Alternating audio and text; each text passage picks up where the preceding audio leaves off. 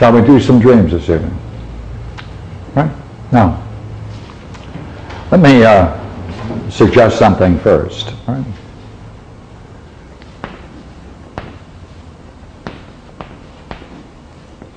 Seneca is a very interesting Stoic philosopher, and he argued that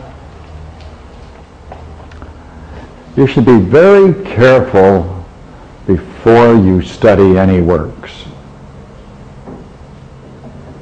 Because, he said, it invariably follows that you take on the author's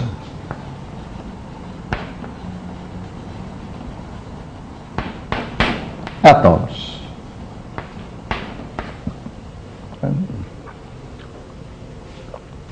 Because in those days when you studied something and you learned to read in those days, we're talking about 100 BC, that about 100 AD, the way in which someone was introduced to writing, was reading and writing, was the old way, which is you memorize. You memorize. And when you memorize, then you then adapt it for writing exercises. You adapt it. And then you also give speeches, talks on the subjects that you are studying.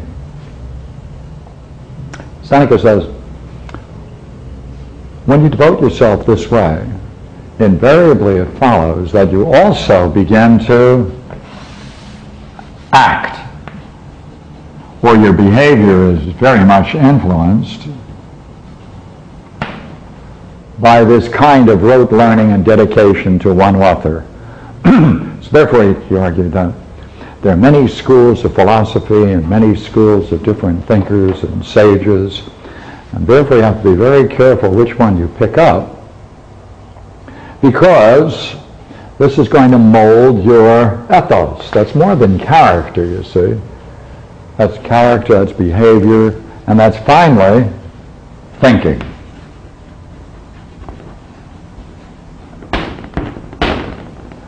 Now, a chap by the name of Mack, who did a great work on the Q, the material common to the Gospel of Matthew and Luke, he said the early Christian communities used this material called Q, which is common to Matthew and Luke, but missing in Mark. So it's a common material. Sometimes Q is called the saying source, and so many of them are sayings of Jesus.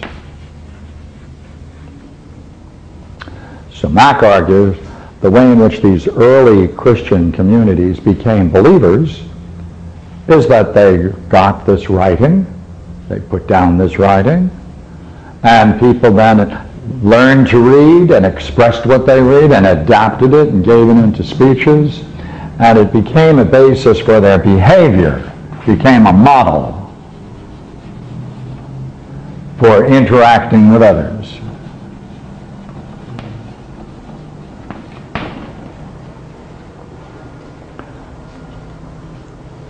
This is how you become a believer. By the way, this is equally the way you become a mathematician. You focus on mathematics, you make that your major study. You then play with it and adapt it and explore it. You talk about it, and then you start working and living with and relating with mathematicians, and by heavens, you know what?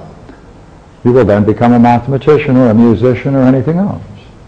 Now, why is this important to us? You see, all of these writings that Seneca talked about, each that he mentioned, there was a whole bunch of them he mentioned, each was a different school of philosophy. what he calls sage writings. Now, what we're doing, though, is we want to take a look at a dream. Now, notice what we're going to do now. Notice how this changes. We're interested in not something from a different school of philosophy. We're interested in the dream. Now, look what that will mean. Then we'll think about it. We'll try to contemplate it. We'll try to then deal with the symbols. Right. We'll take a look at the images.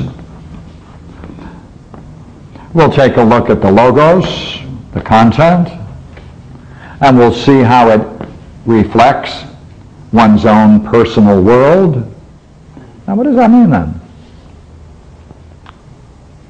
That means, does it not, that if you do this, then you're beginning to discover the intelligibility behind the symbols in the dream, the images that are used, the logos in it, and how it relates to your everyday world. Right? Now,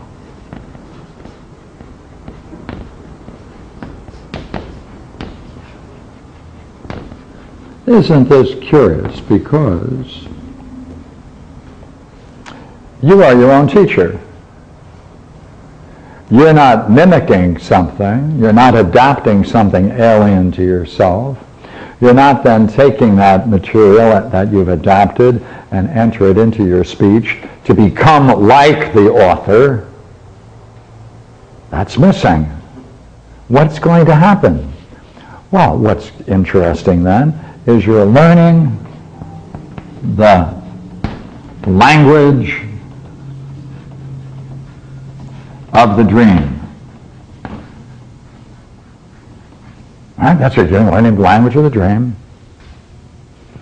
You're seeing its structure.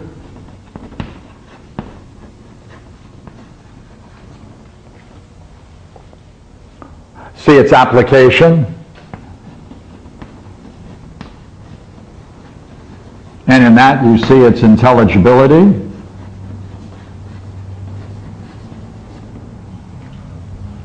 Now,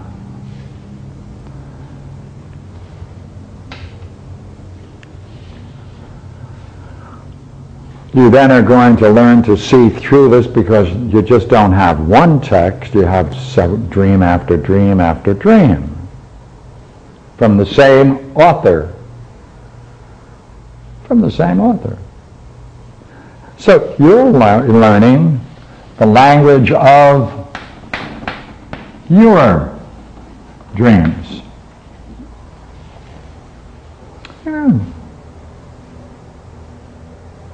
Well, as you're doing this then, it is going to have an impact upon you to the degree which it can become intelligible and relate to your everyday world.